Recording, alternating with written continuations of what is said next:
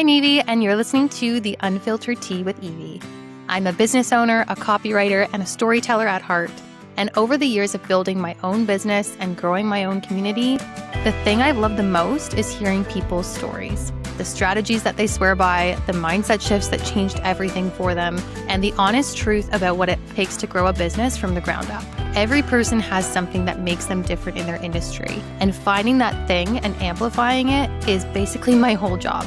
And this podcast is just another way I get to do that. In this podcast, I'm bringing on incredible guests from my community, experts in marketing, business growth, and mindset to share the real, unfiltered version of what building a business looks like. There's no polished highlight reel in these episodes, just the tea. So let's get into it. I just sat down with our next guest, and this was such a great conversation for any female business owner or mom or anybody who just feels like she's just running through life kind of in this survival mode. We talked a lot about the concept of flow versus balance in life and self-care.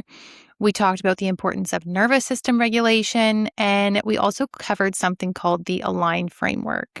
So without further ado, I am so excited to introduce to you our next guest, Mel Grime, who is a burnout coach, yoga teacher, and holistic nutritionist who supports overfunctioning women in breaking the cycle of burnout. Using her Align method, a 5-step process, she blends her holistic nutrition background along with nervous system support and mindfulness to help women slow down, reconnect with themselves, and create sustainable change in their real lives.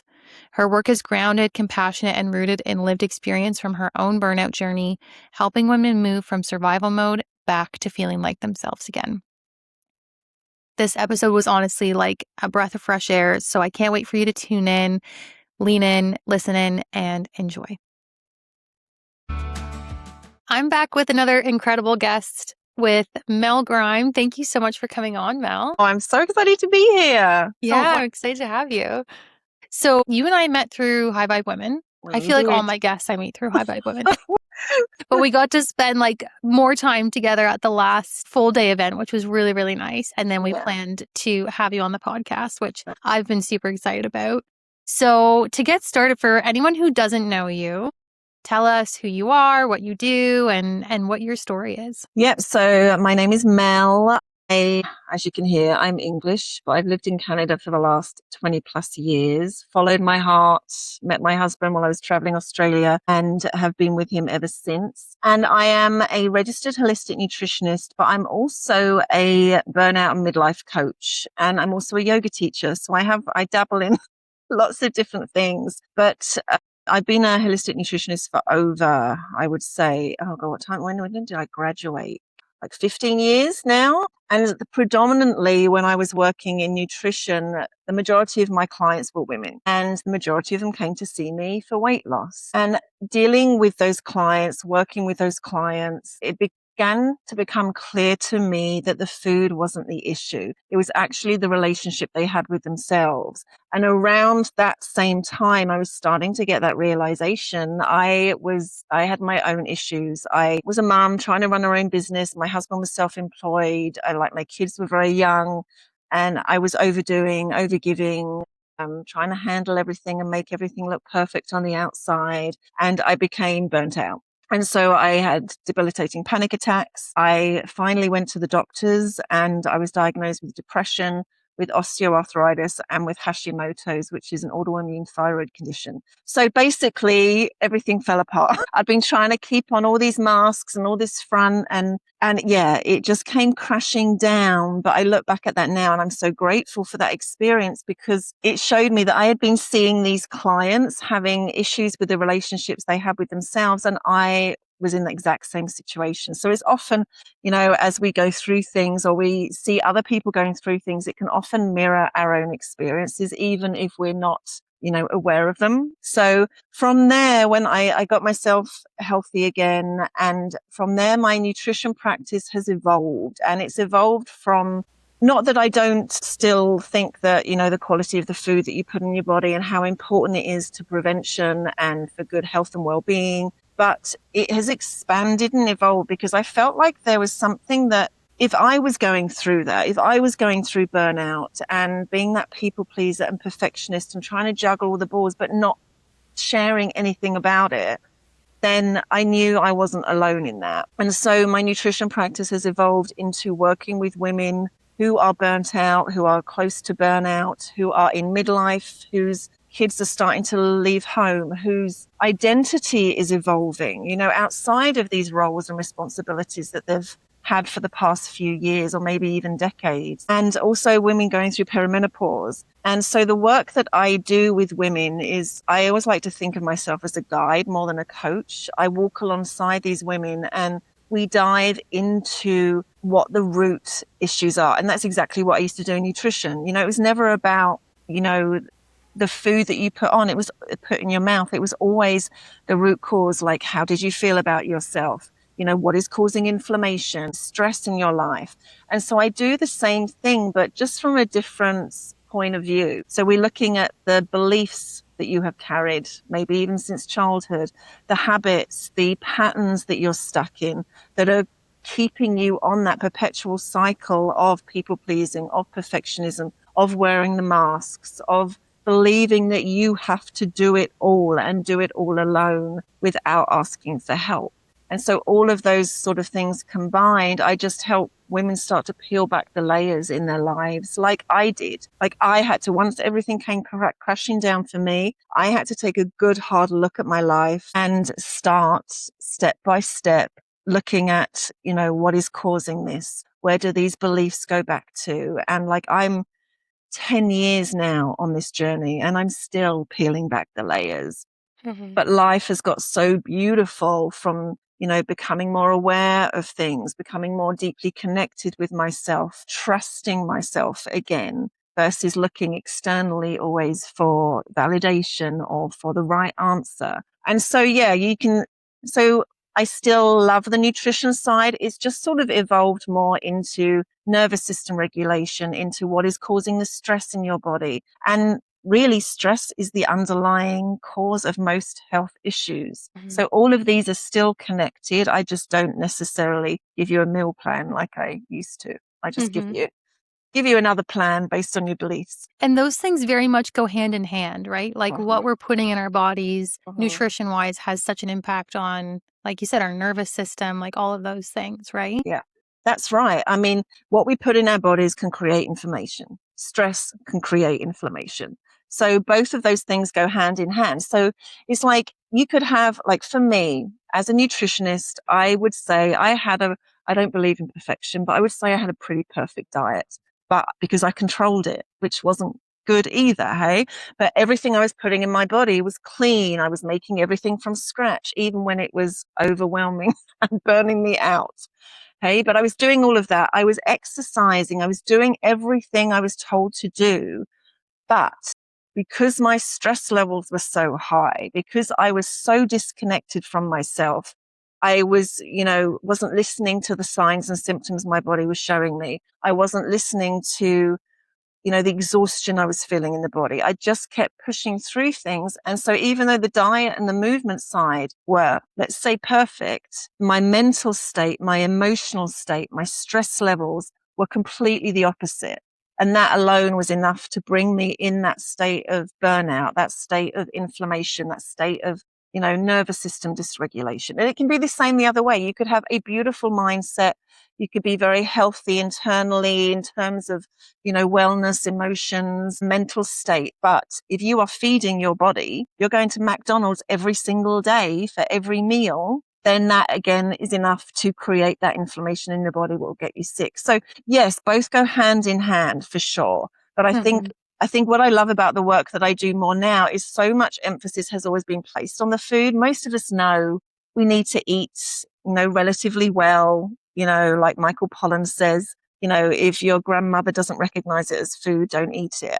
But I mean, I have learned to find way more of a balance. Like I'm not controlling over my food anymore. That was part of my protective mechanism, hey, to keep me safe. But I think not as much emphasis, especially when it comes to women, is put on their mental health, is put on or the responsibilities or everything that they are carrying and how they tend to always put themselves at the bottom of the list. And so that's where the work that I do isn't telling women that they're doing anything wrong or that they need to be fixed. It's really trying to get them to come back home to themselves, to remember who they were before the roles and the responsibilities, and taking all of these patterns and these beliefs on. And it's not that we want to take them back to that woman, but we want to carry those things forward and help her become the woman that she was always meant to be. And which means, you know, for her to live a fulfilling life that she's actually the star of, versus I was living on the sidelines of my life. Mm-hmm. I love that. And I think there's so much power too in the fact that you've been through it. You've been through the thick of it. I think when we're looking for help in things, knowing that somebody is, 5-10 steps ahead of where we are is what helps us to know that this is going to work. Like you're Yeah. proof of the possibility, right? Yeah, 100%. And like I have my own coaches. I surround myself with people who are further ahead than me. And it doesn't mean that they're better than me. It just means that it keeps me motivated. It keeps me accountable. When you're doing this type of work, the work that I guide women through is deep work. You're not going to do it in 6 weeks. There's no quick fix to it. There is no magic wand that is going to make all these things go away. You know, these things that are holding you back, these things that are keeping you stuck in this overwhelm cycle. And I think that's what's especially hard. And I remember for me, like I was at rock bottom, panic attacks, like I had to step away from work.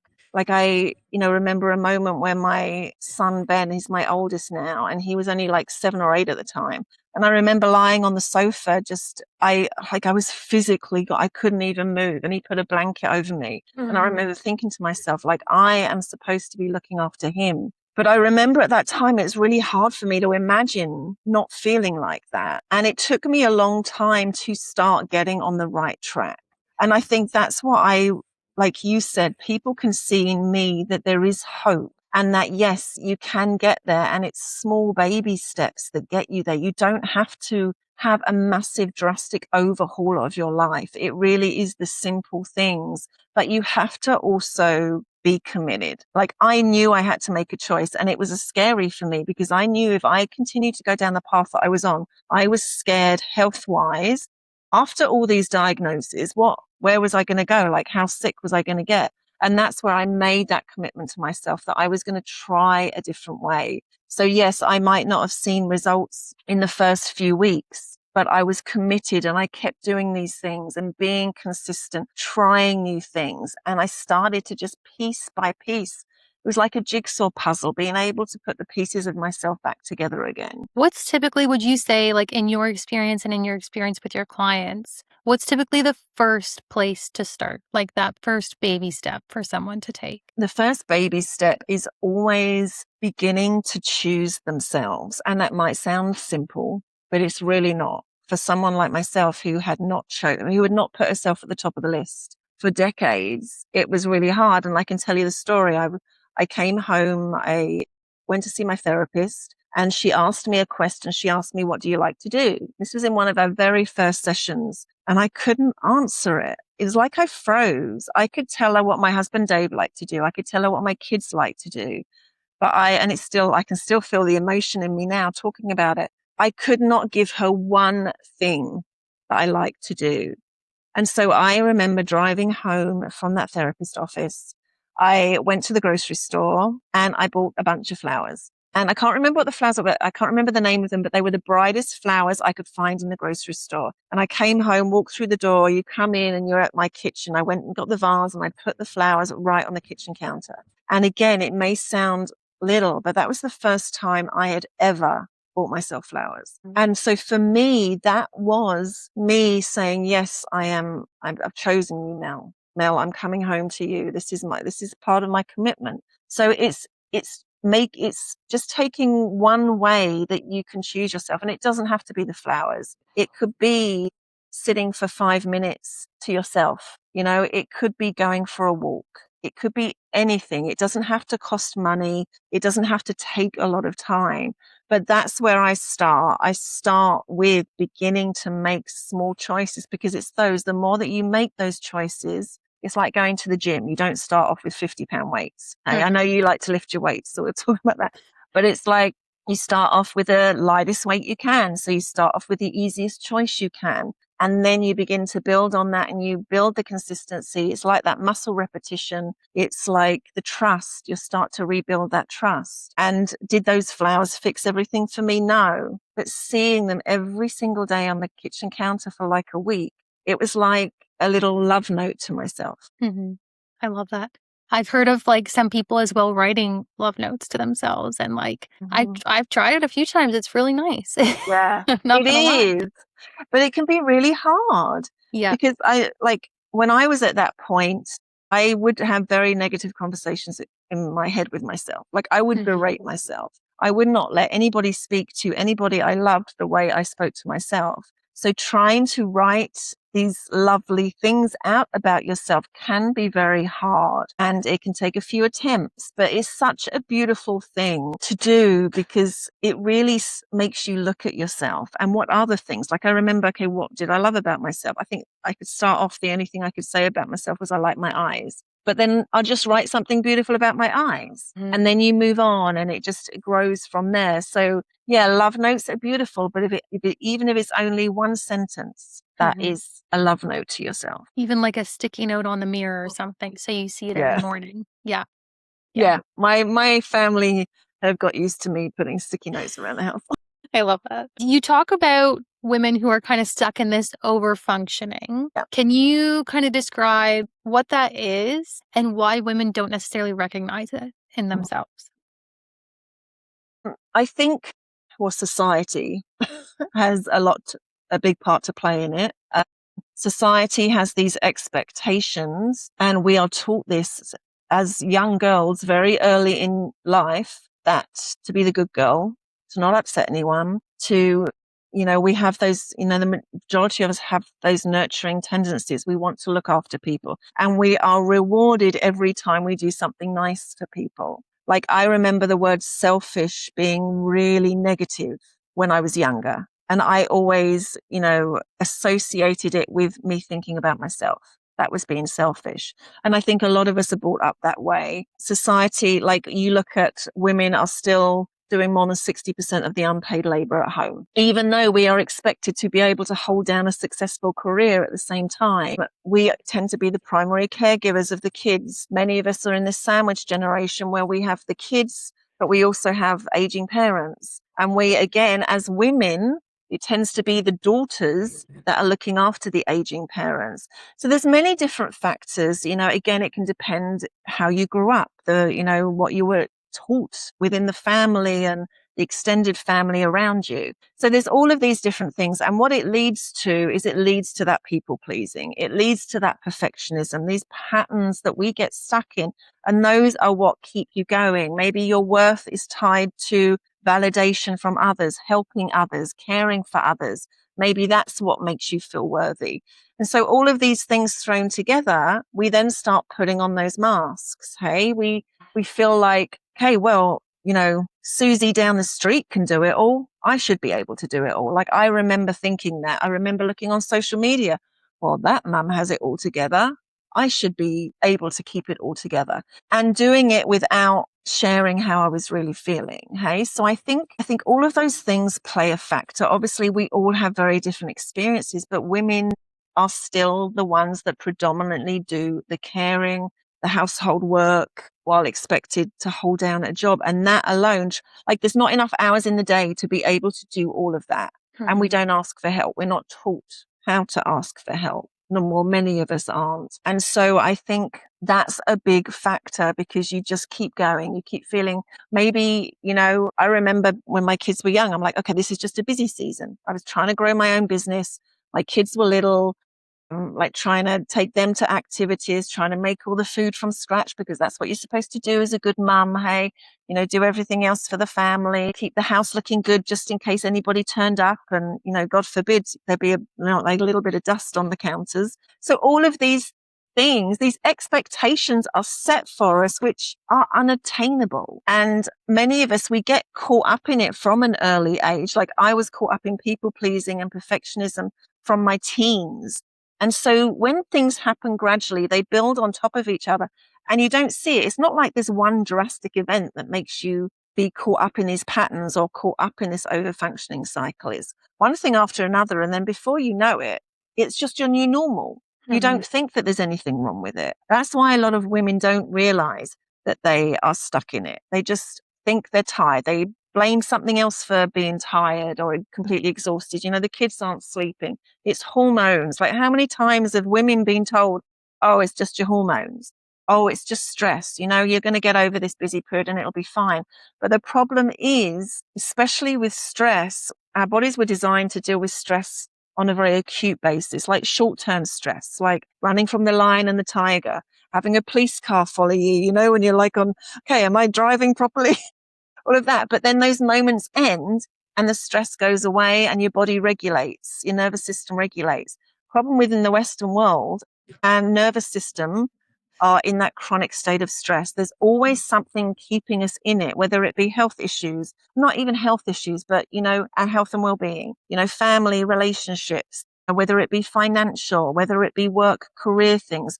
There's so many things that are keeping us in this state of stress because we're overthinking, we're over worrying, you know, we're creating things that aren't actually happening yet, but we're living like they are because our physical body doesn't know the difference between what we're imagining and what we're not. So I wish I could give you a simple answer, I but don't there's think it's so ever many, simple. yeah, that's it. Hey, and there's so many Right. different components. And that's what I help women. I help them look at what is going on in their life. Like, where are the main areas that are keeping them stuck in that cycle or keeping them stuck in that state of stress? And that's where we tend to, you know, start. Like, even the flowers, even starting with the flowers for me, yes, it wasn't going to switch me out of my stress state right away, but it was like a little sign to my nervous system. I still love you. You know, I'm going to show you that you're safe. It's those little things that add up. It's like the breath. You know, I deal a lot with breath work with women. That's why yoga comes into it, because, you know, the type of yoga that I teach is about slowing down. It's about checking in with your body, you know, your breath, your mind, what is happening. Because a lot of the time when you're over functioning, you don't have that awareness. You are just go, go, go. You're not even feeling anything in your body or your heart or your soul. And is there any, like, thinking of, let's say, women in business who are also moms, so women who are trying to grow their own business like you were, Yep. what are some specific things that you see with women who are doing that? And like, how do they kind of work through this as well? Yeah. So, I mean, the biggest thing is if they're not good at asking for help, they're destined really for overwhelm and burnout, because you cannot do all of that alone. Like, as a mum and a partner, you know, like, just looking after the house is a full-time job. Looking after kids is a full-time job. And they're not at school for very many hours throughout the day. Like, you can't get everything done in that time. Plus, trying to build your business, trying to keep the standard that you've set for yourself up there. It's a slippery slope unless there's help and support that comes in. And help and support can be in so many different ways. Like, I remember I got myself a cleaner. Like, I was privileged enough to be able to pay for a cleaner to come in every other week. And every other week. But you know how much guilt and shame I felt about that? Because I thought I should be able to do this. This was like near the beginning, but it took a weight off my shoulders. I remember the first time I asked my husband is an amazing man. Anything I ask him, he's like always yes. Like, he never says no to me, but I never used to ask for help. Then I said to him, I really need you to unload the dishwasher for me every morning. He did it. And that one thing took the weight off. So that was asking for help, but it took me a long time to learn how to do that. Support could be going to a therapist. Support could be talking to a good friend regularly and really sharing what is on your mind, what is on your heart, what you're struggling with. If you are trying to keep everything to yourself and avoid what you're feeling because you think if you just keep pushing through, it's going to get better, I promise you, it won't. I tried it. That's when my body brought me to my knees. Like, that's when the panic attacks started. You know, your body is sending you signs for a long time before, you know, we often listen. So I would say the first step is asking for help and support, but I help them look at their lives and what that looks like, because that looks different for everybody. Hey, Right. Everybody has different support systems. Somebody might only have one person. Someone else might have 10 people. Somebody might not have the financial means to go to a therapist or have a cleaner. Somebody might be able to hire all these people to help them out.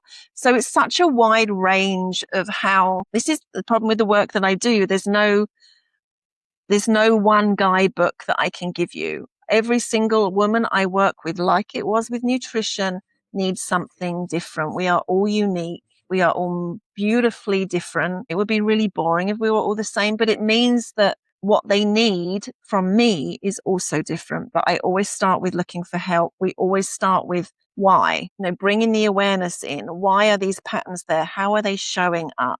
Because as soon as they become aware, then they can make a different choice. If they're not aware of how these patterns show up, if they're not aware of the habits that they have that are keeping them stuck, they can't make a different choice. That's when you keep going. So the awareness, like I have my align method that even though everybody needs something different, I use this method. So A is for awareness, always the first step. L is for love. And this is where we begin to treat ourselves with kindness, with compassion, with respect.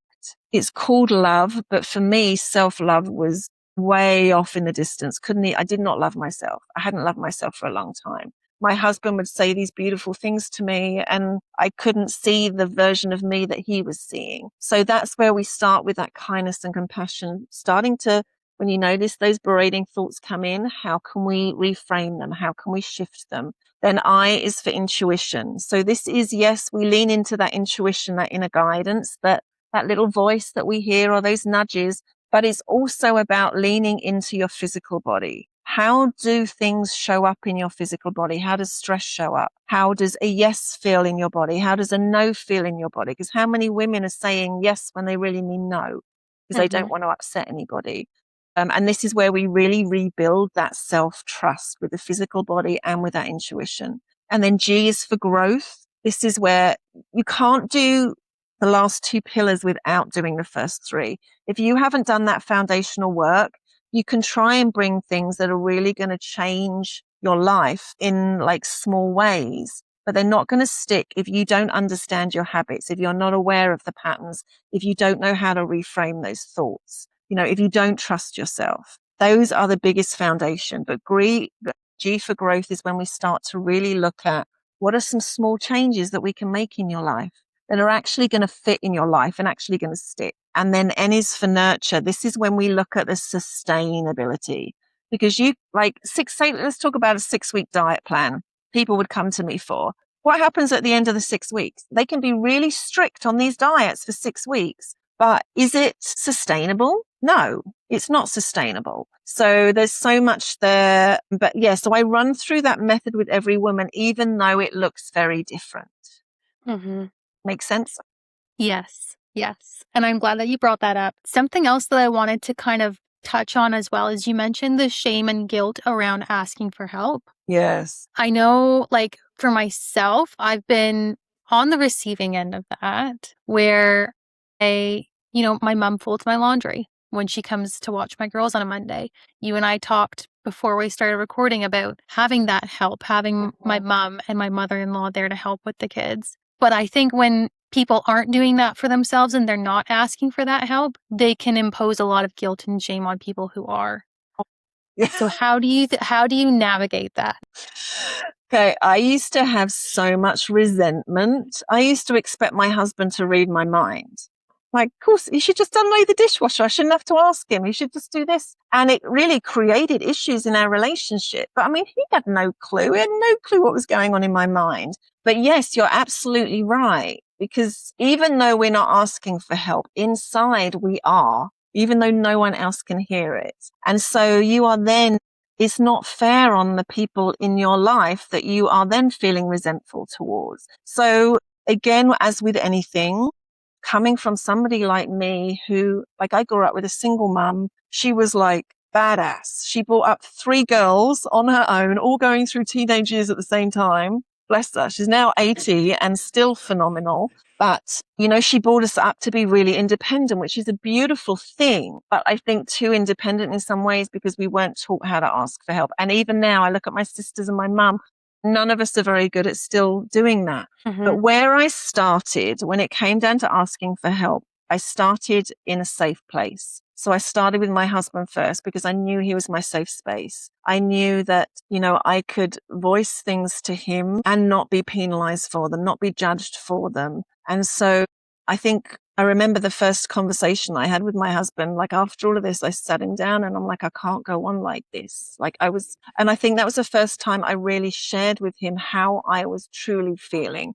Like he knew there wasn't anything wrong. Like I was depressed. Like I wasn't a happy person to be around. I was very angry. A lot of the feelings I had came out as anger, even though it wasn't anger. It was sadness. It was loneliness. It was grief. It was, feeling desperate. But all of these things came out as anger. But I remember before I had the first conversation with my husband, I must have rehearsed it like 10 times because when I get emotional, like I just can't think straight. And I knew I needed to be able to articulate myself properly so I could share with him like how bad things were and what I need and to be able to ask for what I needed. A lot of the time we don't even know what we need. So that's where unloading the dishwasher, I know I keep going back to it and I know it sounds something so small, but doing that, it felt like a weight had been lifted from my shoulders. And after a while, we'd have more and more conversations. So I started there. Then maybe I extended out when I felt more confident. I shared how I was feeling with some of my really close friends. I shared how I was feeling with my mother-in-law, with my mum. It started gradually, but I started small and again in a safe place until I could gain more confidence in doing that. So when it's like with anything, when it's something new, we don't learn it right away. It takes, again, time and consistency. But I think trying to get clarity on what you do need is a good thing first, because then you can be specific. You need to be specific in asking for help. You need to, like I needed to say to Dave, this is what I need you to do. And I even got to a point, not right away, because I found myself kept flipping back and forth because there was a lot of guilt. My husband was running his own business. He was working his butt off, like working long hours. And I felt guilty that I was asking him to take on more, even though I was expecting myself to do the same thing. So I had to, really look at why was I feeling guilty? Why was I holding this expectation for myself, but not the same for him? And I asked him, and my kids are older now and they still know, they still will pull me up. Like, for example, I came home a few weekends ago and I'd asked the kids to do the floors, like cleaning the house, do the floors, vacuum and mop. I'd been away all weekend. I came home on the Sunday, floors were not done. And immediately I'm like, oh, I asked them to do one thing and they couldn't get it done. But my oldest, he's 18 now, he was like, Mum, you did not give us the time to get it done. You said you wanted it done this weekend. I promise you it will be done by the end of today. And it was. But I was so ready to get that vacuum out, to get that mop out and do the floors. And you can imagine me doing it and I'll be pissed off at the same time and all of this. But so my kids and my husband now know to pull me up. If they can see me starting to go into those old ways of not asking for help, of saying, okay, it's easier if I do it anyway. It just takes less time if I do it. They'll call me up. So yeah, I hope that helps. I tend to go on tangents a lot when we talk. No, it made me think, like, even with the laundry thing, like that was it felt like such a weird, and I didn't even like directly ask her. I think, like you said, I was confiding in her, in my mom, that I was overwhelmed with work and with the kids and I have to fold this laundry tonight and I have to spend my evening folding laundry basically after spending a full time at work, and then I can't be with the kids. And she said, I love folding laundry. Why don't I just do it while I'm here on a Monday? And I'm like, okay. And then even the other day I got the vacuum out and she's like, oh, we have like one of those like smaller Dyson vacuums, not like the big full size one. She's like, will you use that one downstairs too? I'm like, yeah, this is like the only one we have. She's like, oh, well, now that I know that, I'll just do a quick vacuum while I'm down here on a Monday too. So it's like opening up about that kind of stuff is also like super important. And I was just thinking when you talked about your sons doing the floors, I'm sure they did a great job. But do you think sometimes there's a release in that like control of like, yeah, you have your way of doing it, you have your standard, but like in order for you to keep your sanity, you might need to relinquish some of that control. Yeah. The floors, like my 18-year-old is great. My youngest, Sam, who's 13, like sometimes if I watch him do the floors, I'm like, oh my God. Like, and you try and show him different ways. But yeah, I've had to give up control. At the end of the day, it's not done perfectly. Like if they make dinner, they make a mess. It's okay, but they are, trying. And I think that's what held me back a lot in the time, because it's like, okay, well, I have to show you how to do these things. It's a lot easier if I just do it myself, but long term, it's not. And also, I think it's a gift. Like Ben is leaving for university in September. He knows how to cook a number of meals. He knows how to do his own laundry. He knows how to clean his bedroom. Does he do it enough? No, but he knows how to do it. Same as Sam's only 13, but he does these things. So, we are also giving them a gift by teaching them these skills for when they leave, because believe me, it happens faster than you think. And it's like, yeah. And also for them, I always say to them, you've watched me, you've watched the mistakes that I've made. I'm open with them about all of this journey, and they've seen it. And I'm like, when you have a partner, whether that partner is at home, whether they are working, everything needs to be equal. And I always say to them, I will be keeping a close eye on you two. And if you are not stepping up, you're going to have me on, because that's the thing. But as your mum, like, you have two girls. Like, would you not want to help your girls out when they get older? And if you could fold laundry, like, I remember when I went to England recently to visit my mum, and she just took my dirty laundry. It was just me. And it turned up back on my bed, clean, folded, smelt beautiful. And isn't that a gift when you do it yourself the whole time? When somebody does that for you, it is just amazing. Yeah. Amazing. And as somebody who married a son who was taught how to do laundry and do all these things, it's a great thing. Something that I think a lot of moms and women are told is you just need to rest more. What's your take on that? I feel like I can already tell what your take is. Yeah. Please don't say that to a woman who is overwhelmed and running herself ragged. Yes, of course she needs to rest more. But are you going, often the people that say it aren't willing to take things off that woman's plate to allow her time to rest. And this is the difference between burnout and being tired or exhausted. Burnout is actually when you are in long periods of chronic stress without recovery. Okay. So if you are tired and exhausted, say you're just going through a busy period at work, it's only going to last maybe for, a few weeks, couple of weeks, and then you can take a full weekend off, or maybe you've got a vacation coming off, you're going to go away and you're going to get some downtime. You're going to refill. Your cup's going to be full to the brim of energy. You come back, you'll feel better. Burnout, that doesn't happen. Burnout is when you have been in this chronic state of stress, often for years, not for just a short period of time. And a weekend, an early night, a vacation is not going to make a difference, because your nervous system is stuck being dysregulated. And so this is the biggest problem. And I think this is where society comes in. They do just think, okay, yeah, you just need to rest more. You've got young kids, or you're working overtime at work. You just need a break and everything will be better. But it really isn't, because a lot of the women who are in burnout and overwhelm, even if they do try and sleep, often their mind is swirling. Their nervous system is still in that fight and flight zone. And so you can't come down from it to sleep. So I'm going to get nerdy for a second. So we have our autonomic nervous system, which goes into two sections. We have our parasympathetic nervous system, which is our rest and digest. Okay, that's our peace and calm. When everything's going nice and smoothly, we're in that state. We can digest our food properly. We can, come down and have good quality rest. The other side is the sympathetic nervous system. This is our fight and flight. When you are in the sympathetic nervous system, the rest and digest isn't working. You're not digesting your food properly. You're not being able to rest properly, because all of the energy is being taken to your extremities. Like, your heart rate is increasing. Your pupils are dilating. It's ready to run. It's ready to fight. It's ready to flee. It's ready to freeze. So it's like it's always on alert. So like you're always bracing. I can picture myself, my shoulders up here, like gripping tight. That's not going to allow you to rest. You could try. You can lie down. You can close your eyes. You could get 6 hours of sleep. But because your body is still in that sympathetic nervous system, that stress state, you aren't getting the quality sleep that you would if your nervous system is regulated. Like now, I get 8 hours of quality sleep, feel amazing. When I was burnt out, I used to get sleep. It didn't matter how much sleep I got, but it would be interrupted. I would wake up in the middle of the night, not be able to go back to sleep because my mind would be swirling. I would have trouble getting to sleep when I went to bed because I was thinking, replaying the day in my mind, thinking of the to-do list that needed to be done the next day, feeling guilty because I snapped at my kid.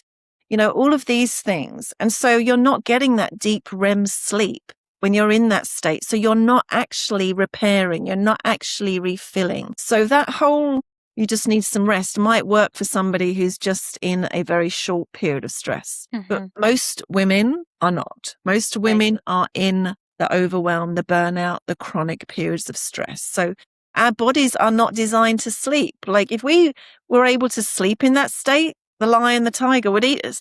That's true. That's so true. Okay, amazing. I feel like there is so much value in this for any like woman, business owner, mother who feels like they've been stuck in this state. I feel like, yeah, I love this conversation. So before we do some rapid fire to wrap up, let people know kind of the best place to find you. And I know that you have a free resource as well. So let's talk about that. So you can find me on Instagram, Melanie Grime, RHN, my website, melaniegrime.rhn.com. Yes, I have an amazing free resource. It's called Coming Home to Her, and it's a 5-day free audio series. So the last thing women need when they are overwhelmed is another handout. So I have created every day for 5 days, you get a small audio from me delivered right to your inbox. It's 5 to 7 minutes long, so it's not long. You could even pop it in your head when you're, in your ears when you're walking, whether you're doing dishes before you go in the house, when you're sitting in the car. But it's just supposed to give you a moment of pause, a few minutes of pause every single day for 5 days. And that's where we need to start. We need to start by bringing you home to yourself. And it's not about making major dramatic changes. It's finding something that can fit into your already busy and overwhelming lifestyle. So you can find that on my website. There's a link to it through my bio in Instagram. But yeah, it's a great resource and you are not required to read anything. Perfect. Just listen. I'll link all of that in the show notes as well. Awesome. So if you want to check that out, that'll be there. And are you ready for some rapid fire? I'm ready. Hit me. I'll try and keep them short. The rapid fire never ends up being rapid. It's just It's a thing. Okay. What is the one thing that you do every day that keeps you grounded? Breathe. Like deep breaths. Like even if it's just 3 deep breaths in my morning practice. My breath is something I always focus because it's the easiest, simplest way to switch you from that stress state into that peace and calm state. Perfect. What is the biggest burnout myth that you're kind of tired of hearing? That it's just stress or it's just hormones. Or that you need to rest. Just need to rest. Yeah. Just get more rest. I feel like I know the answer to this one. I know the answer to this one. Tea or coffee or something else? Tea, English. I don't think I've ever had a cup of coffee in my life. Me neither, honestly. I don't think I could handle the caffeine. I can barely handle like 3 teas a day. I'm with you. I'm limited at 2. What's one book that you recommend more than any other? Oh my goodness. Okay. I'm actually going to give you 2. Yeah. I'll allow it. First one, it's like anything Brianna Wiest. I am like, right now I'm reading her Pivot Year, but I mean, I have all of her books and they are, every time I read something of hers, I'm like awakening, aha moments. And then I love, I think it's by Hilary McBride, The Wisdom of Your Body, if I've got the title correct. But I love it because a lot of the work I do is help women reconnect with our bodies because our physical bodies have so much wisdom, but we're not listening. And often we don't even know how to listen. So that's another beautiful one. Perfect. What does a do nothing day look like for you? Do nothing day starts as any day does for me, just with my morning practice. And that changes every day. Like it could be a guided meditation. It could be sitting outside listening to the birds right now, which was my favorite thing. It could be moving my body, depending on how I'm feeling. And then it would be hanging out with the family, like reading a book out on the back deck. Like I love to read. I try and have physical books to get me off screens. And I just love that. And then, maybe going out for a walk with the dog, playing golf with the kids. Yeah. Sounds like my dream day too.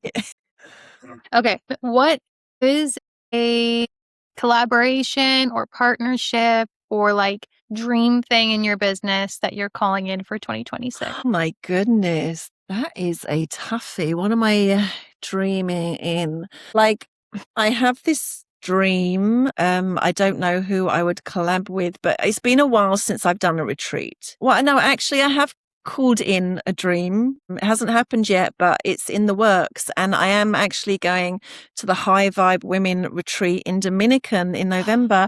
And I am teaching yoga and movement there. Amazing. So that has always been a dream of mine, to be part of a retreat abroad. And so I would, let's say that one. That's a dream. Awesome. I love that. Now I'm sad I'm not going. I was already sad. Now I'm sadder. Well, thank you so much for coming on, Mel. I'm so excited for people to dive into this. And if you have any questions or feedback about the episode, just slide into mine or Mel's DMs. We're always in there and happy to answer any questions. Thank you so much for having me, Evie. It's been so great. I've loved every second. Me too. That's the tea for today. If something in this episode landed for you, I would love to hear about it. And if you're curious about working together, whether that's finding your own unfiltered tea and bringing it to the front of your marketing, or writing copy that really sounds like you, reach out. I'm always open for a conversation. And before you go, hit subscribe so you never miss an episode. And if you're feeling extra generous today, leave a review. It really helps this show to reach more people who need to hear it. Thank you so much for listening, honestly, and I will see you next time.